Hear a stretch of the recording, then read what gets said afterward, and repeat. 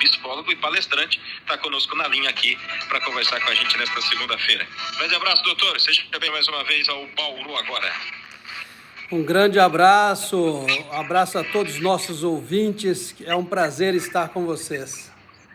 Vamos lá, doutor. Hoje é o Júlio que está falando com o senhor, porque o Léo está fazendo uma externa para a gente, então a gente vai tocar aqui a pauta desta segunda-feira, e o tema de hoje é identidade, né? O risco de perder quem somos. E a primeira pergunta que eu faço para o doutor é: o que é identidade de fato, doutor? Olha, esse é um assunto muito nobre e que eu tenho dito em várias palestras e vários locais, empresas, né, instituições, porque, na verdade, a identidade não é apenas um nome, não é apenas uma profissão, não é uma orientação política, ela não é uma identidade que simplesmente te identifica por uma apenas situação. Identidade é aquilo que permanece. Permanece quando? Quando o aplauso acaba. Permanece quando a plateia já foi embora, por exemplo. Então, a identidade é algo muito mais profundo. E na psicologia, nós entendemos que a identidade, ela é uma integração de valores e de crenças, da história da vida e das escolhas que nós fazemos durante essa vida.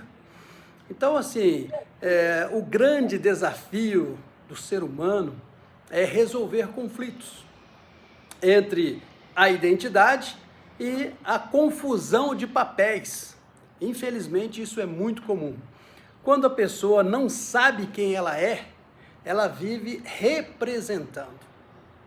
Então, nós podemos dizer que, especialmente em pensadores da filosofia, da antropologia, da psicologia, identidade ela está ligada à consciência. Consciência é aquilo que nós temos lá no mais profundo da nossa memória, das nossas raízes, aquilo que mantém a continuidade entre quem eu fui e quem eu estou sendo e quem eu serei.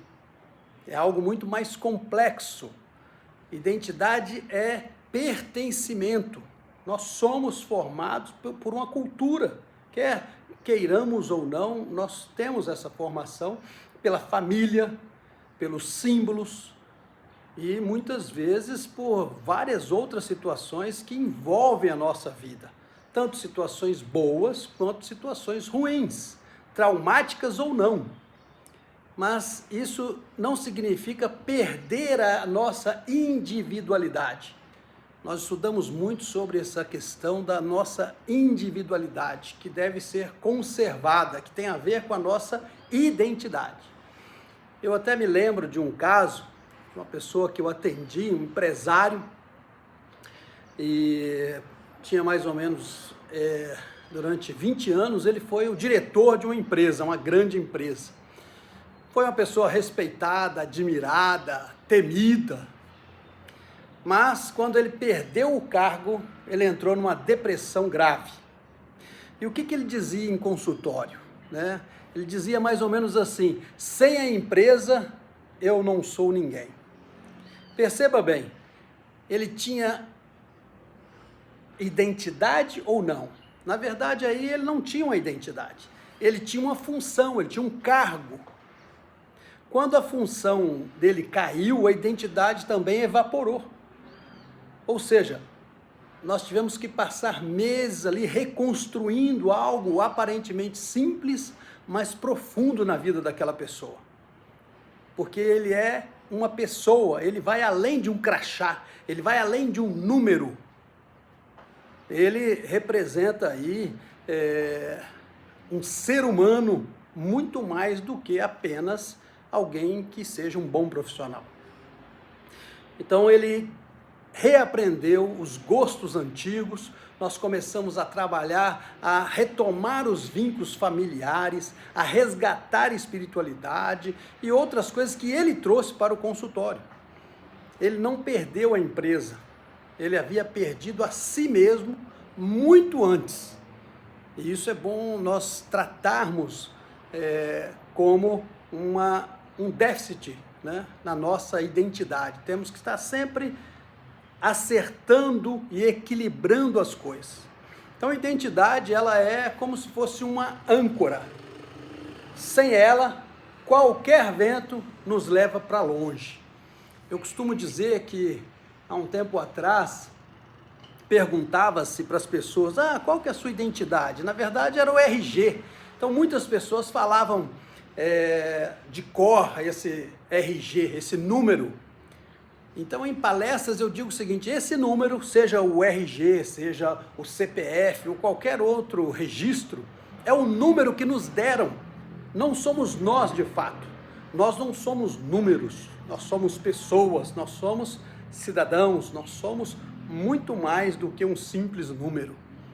Quando precisamos identificar, lógico que temos que ter alguns números, porém a nossa verdadeira identidade não é um número. Exatamente. Doutor, como que a era digital e as imposições sociais estão fazendo as pessoas perderem a identidade? Olha, excelente pergunta. Essa questão, ela também vai além, né? Estão fazendo as pessoas perderem a identidade e também muitas virarem até, de certa forma, uma massa de manobra. Então nós vivemos sob uma influência constante, não apenas de mostrar conteúdos, né? Essas exposições levam as pessoas, moldam até as percepções diversas. E nós temos que ter cuidado com essas questões que muitas vezes as pessoas passam a sua vida diante das telas. O problema não é a internet, o problema é quando deixamos de pensar. Esse é o pior problema. Se a gente pensar psicologicamente aqui, isso ativa mecanismos inconscientes. Por exemplo, desejo de pertencimento, medo de rejeição, necessidade de aprovação, comparações constantes, tudo isso é o que nós vemos na internet hoje. Pode levar a pessoa a uma espécie de despersonalização, porque ela está sempre com medo de ser rejeitada, ela está sempre necessitando da aprovação do outro ou se comparando com o outro. Quando não temos uma identidade consolidada, nós podemos correr o risco de estar buscando validação externa, sempre alguém ou algo nos validando. Isso é muito perigoso para quem quer de fato ter uma identidade. Existem também perdas, né? Perda, por exemplo, já trabalhei com um jovem que ele começou a modificar a sua opinião para agradar a um grupo que ele tinha online. Então ele mudava o discurso dele conforme o ambiente. No Instagram ele era uma pessoa, na sua comunidade ele era outro, no seu trabalho era outra pessoa. Então ele chegava a dizer, né, eu não sei mais o que eu penso sobre verdade, sobre mentira, sobre vida. Ele perdeu quem ele era. Isso nós podemos chamar que é uma fragmentação identitária. A identidade do sujeito ela começa a ficar fragmentada. E, infelizmente, isso não é um caso raro. Muitas pessoas passam por isso. Eu já tive, inclusive, pessoas que nunca usaram uma substância psicoativa, mas pela pressão do grupo, ela acaba fazendo uso daquela substância. Às vezes começa a usar alguma substância de maneira, abre aspas, recreativa, e depois ela não consegue mais sair. Ela usava para sobreviver emocionalmente. E essas pessoas muitas vezes dizem, a droga, ela decide por mim. Me chamou a atenção uma vez que eu atendi um paciente, ele me mostrou o cachimbo do crack e disse, eu casei com isso. Parece uma coisa absurda, né? Mas, em outras palavras, ele estava dizendo: eu perdi a minha identidade, eu não sei mais quem eu sou, eu levo essa substância como um ser vivo do meu lado. Quando algo decide por você, eu quero dizer isso aos nossos ouvintes, né? Se algo está decidindo por você, a sua identidade já foi sequestrada. Então, muito cuidado com essa questão. Existem vários casos, né? Pessoas que assumem, por exemplo, cargo político, que começou com um discurso ético, a pessoa está indo bem e daqui a pouco o medo de perder espaço faz com que a pessoa se silencie diante das injustiças. Eu estou citando aqui casos, inclusive, que eu já atendi, pessoas que se diziam incorruptíveis e que até, infelizmente, chegaram ao ponto de se corromperem.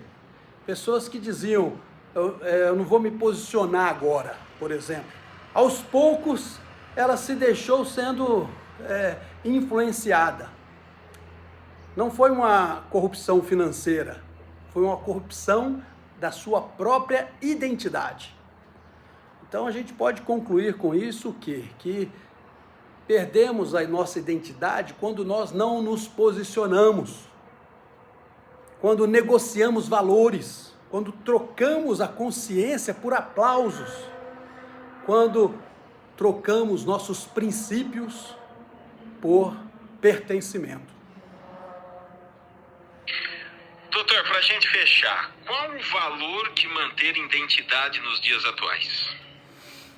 Olha, identidade firme, identidade sólida, não significa rigidez, significa coerência.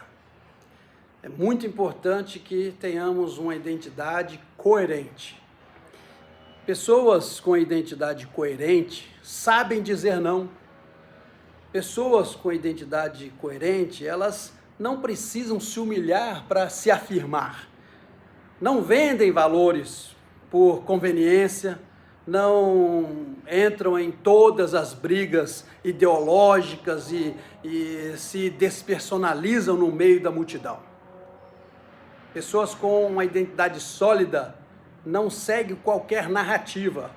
Elas sabem se posicionar e sempre estão do lado daquilo que é contra qualquer abuso, qualquer roubo, qualquer corrupção. Então, a identidade sólida é aquela que sabe se posicionar. E é uma identidade preservada, né? Eu já atendi também lados opostos dessa situação, que foi uma professora que me chamou muito a atenção, que ela sofria uma pressão para alterar as notas injustamente numa escola que ela lecionava. Ela poderia ter cedido, mas ela preferiu perder o cargo que perder o respeito por ela mesma. Foi isso que ela disse: eu prefiro perder o cargo do que perder o respeito que eu tenho. Perder aquilo que os meus pais me ensinaram, perder a minha essência. Ela manteve o cargo, mas mesmo que não o mantivesse, né, ela manteria algo maior, né, a consciência dela. Pessoas assim, elas dormem em paz. Pessoas assim, elas têm, posso dizer, uma espiritualidade saudável, uma espiritualidade sadia, né? Que aí não quer dizer fanatismo, é a consciência do propósito. Quem tem uma identidade firme, quem tem essa missão, não se vende barato. Quem entende o legado, pensa além do hoje, pensa naquilo que está fazendo hoje, que vai ecoar na eternidade. Outros virão e verão a solidez da identidade dessa pessoa. O maior dano de perder a identidade não é um dano social, é o dano interno. A pessoa passa a viver desconectada da própria alma, se é que podemos dizer nesse nível aqui. Mas a grande verdade é isso: quem perde A identidade é alguém que se torna extremamente ansioso, vazio, irritável, necessidade constante de validação, conforme nós já falamos, essa sensação de não pertencer a nada e a ninguém e sem nenhum propósito de vida.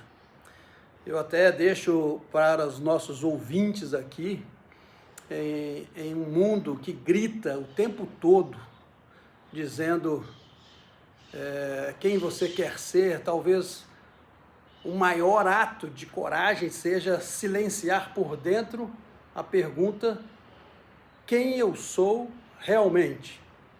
Quem eu sou? Essa é uma pergunta tanto quanto filosófica, mas nós precisamos fazê-la. Quem você é de fato? Qual a sua identidade? A perda da identidade não acontece em grandes decisões. Ela acontece nos pequenos e silenciosos momentos, ou diante de um erro, nos pequenos acordos com aquilo que você sabe que não é certo. Todos nós temos a noção do certo e errado. Os pequenos aplausos que muitas vezes troca a verdade por aplauso, que a gente realmente preserve a nossa sensatez e a nossa identidade, né? Não seja massa de manobra, não entregue sua consciência para determinados grupos ideológicos, vícios ou qualquer tipo de poder. Posicione-se. Posicionar-se não é ser agressivo, é ser íntegro. Sua identidade é um patrimônio invisível e posso dizer indivisível. É muito pessoal. Quando você que está nos ouvindo, você estiver diante de você mesmo, diante do espelho, diga isso para você mesmo. Qual a sua identidade? Quando você a preserva, você pode até perder status, mas nunca você vai perder a dignidade. No final da vida, não é o cargo que você ocupa, não são os números, mas é muito mais do que isso. A pergunta silenciosa é: eu fui fiel a quem eu nasci para ser? Vou repetir. Você foi fiel a quem você nasceu para ser? Que você tenha coragem de responder essa pergunta todos os dias para você mesmo. Boa.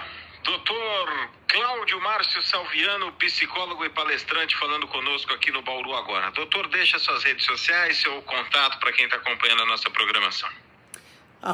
@psicólogo palestrante Cláudio Márcio Salviano, facilmente pode me encontrar nas redes sociais. Muito obrigado a todos. Grande abraço, doutor, uma boa semana. Boa semana, grande abraço a todos. Valeu. 3h19.